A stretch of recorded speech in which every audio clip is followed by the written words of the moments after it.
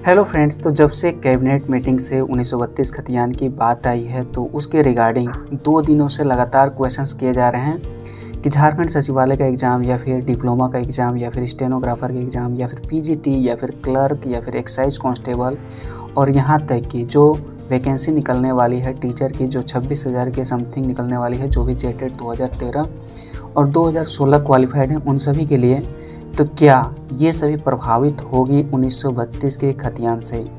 आप सभी को एक बात क्लियर कर देना चाहते हैं कि 1932 के खतियान अभी इम्प्लीमेंट नहीं हुआ है झारखंड में। इसके लिए अभी लंबा प्रोसेस है और उस लंबा प्रोसेस को इस वीडियो में समझने वाले हैं, क्योंकि मैंने कल लाइव के दौरान 1932 खतियान के खुशी में जब लोग उत्सव मना रहे थे तो उस उत्सव में मैंने महुआ मांझी, जो डॉक्टर महुआ मांझी हैं, उनसे मैंने पूछा था कि 1932 का खतियान जो है पूरी तरह से लागू होने में लगभग कितना समय लग सकता है। तो इसके रिगार्डिंग बात करेंगे और आपका जो डाउट है कि 1932 का खतियान इस पर लागू होगा या फिर नहीं लागू होगा, पूरी तरह से आपको गारंटी देते हैं कि आपका डाउट खत्म हो जाएगा। आपसे अनुरोध है कि इस वीडियो को पूरा अवश्य देखें और अपना पढ़ाई जारी रखें। वीडियो को शुरू करने से पहले एक क्वेश्चन के संबंध में डिस्कस कर लेते हैं फ्रेंड्स। तो क्वेश्चन किया गया था कि 14 सितंबर 2006 को झारखंड राज्य में कौन मुख्यमंत्री बने थे। 14 सितंबर यानी कि हिंदी दिवस के दिन। तो काफ़ी ज़्यादा लोगों का यहाँ पर जो आंसर आया है अर्जुन मुंडा के रिगार्डिंग आया है, देख सकते हैं 64% आया है और इसमें 411 लोगों ने वोट किया था। तो हमें लगता है कि इसे बताना काफ़ी ज़्यादा ज़रूरी है, क्योंकि ये जो मिस्टेक है मिसकंसेप्शन बन जाएगा लोगों में कि यही सही होगा। तो ऐसा नहीं है, इसका राइट आंसर मधु कोड़ा होगा। हालांकि मैंने जब इसके बारे में जांच पड़ताल किया तो उड़ान बुक में यहाँ पर 2 तरह की बातें नज़र आई। यहाँ पर देख सकते हैं पेज नंबर आप जा सकते हैं 602। तो 602 पेज नंबर में ये बुक है उड़ान पब्लिकेशन की ऑप्शनल बुक। तो यहाँ पर जब क्वेश्चन था कि मधु कोड़ा झारखंड के मुख्यमंत्री के रूप में किस अवधि तक रहे हैं, तो यहाँ पर राइट आंसर बताया गया है।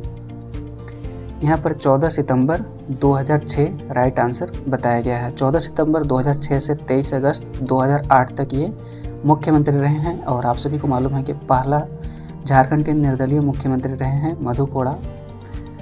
तो इसका जब बुक ये देखा, थ्योरेटिकल बुक जो वन लाइनर बुक है, वन लाइनर बुक यानी कि उड़ान पब्लिकेशन की जो वन लाइनर बुक है, तो झारखंड के राज्य व्यवस्था सेक्शन में अगर आप जाएँ तो यहाँ पर देख सकते हैं कि जो 5वें नंबर के यहाँ पर 5वां क्रम है, नंबर नहीं है, तो 5वां क्रम यहाँ पर मधु कोड़ा जी हैं। तो मधु कोड़ा का जो यहाँ पर कार्यकाल दिखाया गया है 19 सितंबर 2006 से 27 अगस्त 2008। तो यहाँ पर भी कन्फ्यूजन है, 19 सितंबर 2006 नहीं, यहाँ पर 14 सितंबर होना चाहिए। तो हालांकि निर्दलीय विधायक हैं और इसके रिगार्डिंग मैंने यहाँ पर सर्च किया गूगल पर, तो विकिपीडिया पर जब देखा तो यहाँ पर देख सकते हैं कि मधु कोड़ा जो हैं 14 सितंबर 2006 से and remained in office until he resigned on 23 August 2008, यानी कि 14 सितंबर 2006 से 23 अगस्त 2008 तक ये झारखंड के सीएम रहे हैं। तो हमारा मानना है कि ये विकिपीडिया ही ज़्यादा सही होगा, क्योंकि 14 सितंबर 2006 से 23 अगस्त 2008 यही सही होना चाहिए। और यहाँ पर ये मिस्टेक से बाय मिस्टेक छप गया है उड़ान पब्लिकेशन में। तो ये कन्फ्यूजन आप सभी दूर कर लें कि जो भी है 14 सितंबर 2006 को झारखंड राज्य में मधु कोड़ा मुख्यमंत्री बने थे, याद रखिएगा मधु कोड़ा। अब बात कर लेते हैं मेन टॉपिक पर कि आज झारखंड में जितने भी एग्ज़ाम लिए जाएंगे, यानी कि जेएसएससी के द्वारा जो भी एग्ज़ाम लिए जाएंगे और जिसका फॉर्म भर लिया गया है, या फिर जो टीचर की जो वैकेंसी आने वाली है, जो 26,000 के समथिंग जो आचार्य के ये सभी पोस्ट जो आने वाले हैं, तो ये सभी नियुक्ति 1932 से प्रभावित होगी या फिर नहीं होगी। तो आज आप जो है प्रभात खबर विजिट कर सकते हैं, प्रभात खबर रांची सेक्शन का। तो यहाँ पर स्पष्ट रूप से देखा जा सकता है कि ये जो जगन्नाथ महतो हैं इनका स्पष्ट बयान है, यहाँ पर देख सकते हैं। और आप सभी से अनुरोध है इस वीडियो को पूरा जरूर देखिएगा अगर पूरी कन्फ्यूजन को मिटाना है। तो नियुक्ति प्रक्रिया नहीं होगी प्रभावित, ध्यान दीजिएगा, यहाँ पर नियुक्ति प्रक्रिया प्रभावित नहीं होगी। तो शिक्षा मंत्री जगन्नाथ महतो ने कहा है कि अभी राज्य में जो भी नियुक्ति प्रक्रिया चल रही है, अभी राज्य में जो भी नियुक्ति प्रक्रिया चल रही है वह प्रभावित नहीं होगी। एक बार मैं फिर से रिपीट कर देता हूँ, शिक्षा मंत्री जगन्नाथ महतो ने कहा है कि अभी राज्य में जो भी नियुक्ति प्रक्रिया चल रही है वह प्रभावित नहीं होगी। शिक्षा विभाग से लेकर अन्य विभागों में नियुक्ति को लेकर तैयारी चल रही है और शिक्षकों की नियुक्ति प्रक्रिया शुरू हो गई है। प्राथमिक और मध्य विद्यालयों में नियुक्ति के लिए भी जल्द विज्ञापन जारी किया जाएगा।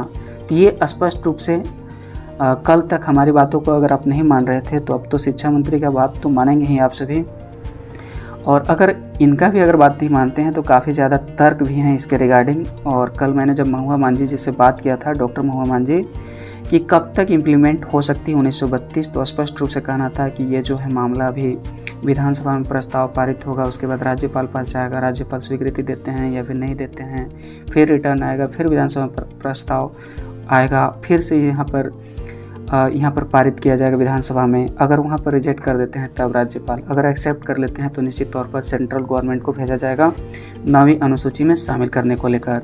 और इसी के रिगार्डिंग सरना धर्म कोड, अगर आपने सरना धर्म कोड के बारे में अगर आप जानते हैं, सरना धर्म कोड के रिगार्डिंग इसी तरह से आंदोलन हुआ था, इसी तरह से कंटिन्यू डिमांड किए गए थे झारखंड सरकार के द्वारा। तो यहाँ पर देख सकते हैं कि सरना धर्म कोड को इसीलिए संदर्भ में ले रहे हैं क्योंकि जस्ट 1932 खतियान और सरना धर्म कोड एक दूसरे के समकक्ष हैं। तो कुछ लोग कमेंट करते हैं कि आप इसके पक्ष में हैं या फिर उसके पक्ष में हैं, तो ऐसा बिल्कुल भी नहीं है। मैं फैक्ट के आधार पर बोलता हूँ, मैं कुछ भी अपने से नहीं बोलता हूँ, मतलब फैक्ट के आधार पर बोलने की कोशिश करते हैं आप सभी के समक्ष। तो यहाँ पर देख सकते हैं कि आदिवासी स्वयं को किसी भी संगठित धर्म का हिस्सा नहीं मानते हैं, इसलिए वे लंबे समय से अपने लिए अलग धर्म कोड की मांग करते रहे हैं। और इस हफ्ते कहने का मतलब ये पहले की खबर है, झारखंड सरकार ने एक विशेष विधानसभा सत्र में सरना आदिवासी धर्म कोड पर अपनी मुहर लगा दी है, जिसे अब केंद्र के पास भेजा जाएगा। तो यही मैटर अभी भी है कि केंद्र को भेजा जाएगा। तो उस समय भी यही स्थिति है जिस तरह से अभी 1932 का खतियान लागू होने पर उत्सव मनाया जा रहा है।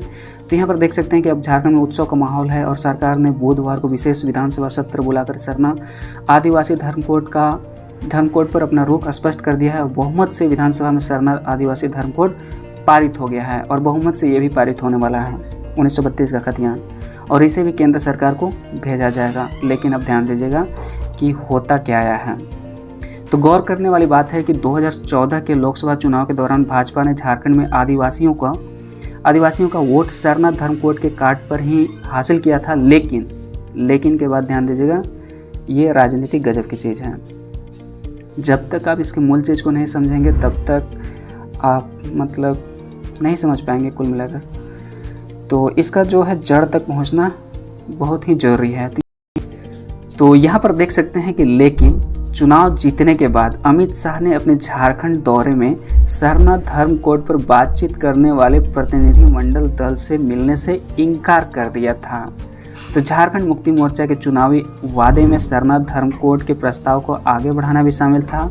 और हाल के दिनों में सरना धर्म कोड की मांग को लेकर यहाँ पर, हालांकि मांग की बात अलग है, तो यहाँ जो मेन है ये है कि झारखंड सरकार ने सरना आदिवासी धर्म कोड पर अपनी मुहर लगा दी है और इसे लेकर सभी लोगों ने अपनी खुशी जाहिर की है। अब यहाँ पर ध्यान दीजिएगा, यही बात होने वाली है 1932 खतियान में। तो 1932 खतियान के रिगार्डिंग अगर असली खुशी तब होगी जब यहाँ पर केंद्र सरकार 9वीं अनुसूची में शामिल कर देगी। ध्यान से सुनिएगा। तो केंद्र सरकार पर दबाव बनाने की यहाँ पर तैयारी कर रहे हैं। तो दबाव अभी तक बनाया जा रहा है लेकिन अब तक पारित नहीं हो पाया है। तो अब यहाँ पर देख सकते हैं इसके रिगार्डिंग 1932 के रिगार्डिंग, तो अब तक आपने समझ गए होंगे कि सरना धर्म कोड के संबंध में किस तरह की स्थिति बनी थी। तो यहाँ पर भी देख सकते हैं कि कानूनविद अविनाश पांडे जो कि लगातार 17 सालों से ये प्रैक्टिस कर रहे हैं, वकील हैं, और इनका कहना है कि 1932 के आधार पर स्थानीय नीति बनाने के फैसले को असंवैधानिक बताते हुए कहा है कि यह नियम संगत नहीं होने की वजह से लागू नहीं हो सकेगा। ध्यान दीजिएगा, ये मैं नहीं कह रहा हूँ। कुछ लोग कमेंट करने लगते हैं कि आप इसके खिलाफ हैं, ऐसा बिल्कुल भी नहीं है। हम वकील हैं कि हम ऐसे कहेंगे। ये 17 साल से प्रैक्टिस कर रहे हैं, 17 साल से मतलब वकील हैं, तो इनका कहना है, हम नहीं कह रहे हैं। ध्यान दीजिएगा। तो उन्होंने कहा कि कैबिनेट के फैसले के बाद यह प्रस्ताव राज्यपाल के समक्ष भेजा जाएगा। तो कैबिनेट के फैसले के बाद राज्यपाल के समक्ष भेजा जाएगा और राज्यपाल के विवेकाधीन यह प्रस्ताव रहेगा और इस संबंध में राज्यपाल कानूनी सलाह भी ले सकते हैं। तो राज्यपाल के बाद क्या होगा यहाँ पर देख सकते हैं। अविनाश पांडे का मानना है कि अगर राज्यपाल इस प्रस्ताव को खारिज कर सरकार को वापस लौट आते हैं तो सरकार के पास ये अधिकार है कि इसे फिर से कैबिनेट में पास कराकर राजभवन भेजें या केंद्र सरकार को भेजें। तो राज्य सरकार के द्वारा संविधान की अनुसूची 9 का हवाला दिया गया है और कहा गया है कि इसे सीधे वहां भेजकर राज्य में 1932 के खतियान के आधार पर स्थानीय नीति को लागू किया जाए और अब केंद्र सरकार पर डिपेंड करता है कि वो कब तक इसे सहमति प्रदान करता है। तो सरना धर्म कोड के संबंध में समझ सकते हैं कि झारखंड से सारा काम किया जा चुका है, विधानसभा से प्रस्ताव पारित किया जा चुका है, लेकिन केंद्र से अब तक पारित नहीं हो पाया है।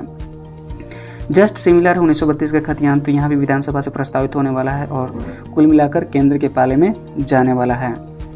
तो अधिवक्ता अविनाश पांडे का मानना है कि इससे पहले भी कई राज्यों ने अनुसूची 9 के तहत इस तरह के प्रस्ताव भेजे थे जो अभी तक लंबित है। ध्यान दीजिएगा, ये काफ़ी ज़्यादा इम्पॉर्टेंट है। किसी